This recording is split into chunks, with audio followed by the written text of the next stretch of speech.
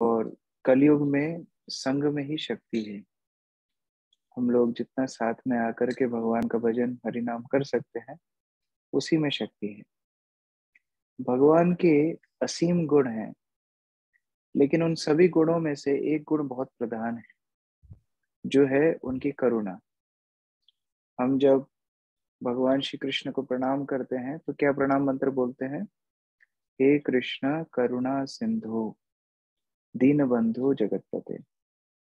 कृष्ण कौन है? करुणा के सिंधु हैं और पतितों के बंधु हैं, दीनों के बंधु हैं। इसका प्रमाण क्या है कि यद्यपि हम लोग भगवान के साथ उनके धाम में नित्य शाश्वत रूप से संग कर रहे थे, लेकिन हमारे राग और द्वेष के कारण हम लोगों ने उनसे पृथक होने का निश्चय किया, उनसे अलग होने का हमने संकल्प किया।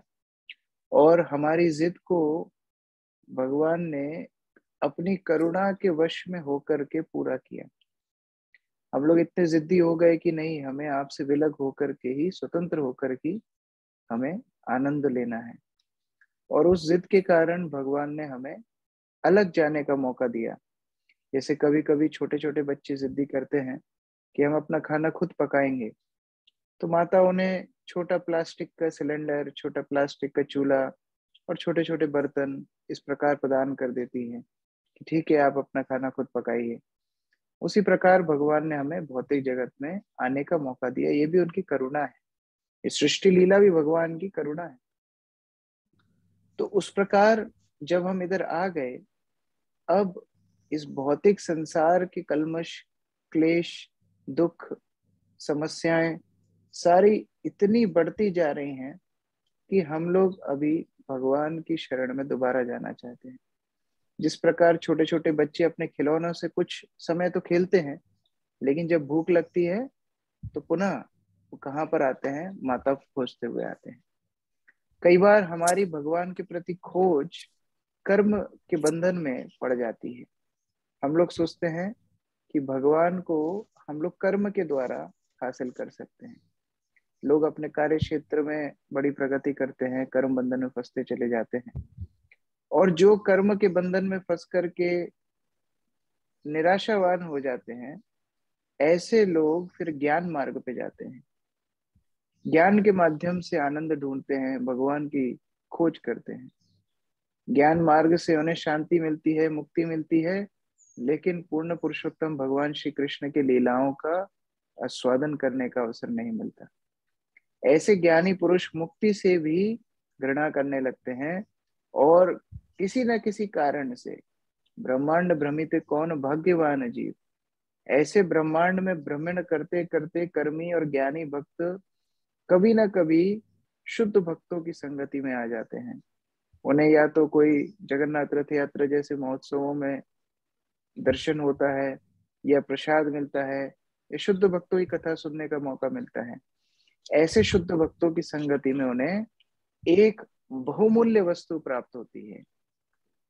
ऐसी बहुमूल्य वस्तु जो कर्म नहीं दे सकता, जो ज्ञान नहीं दे सकता, जो शास्त्रों की सूखे पठन से प्राप्त नहीं हो सकती।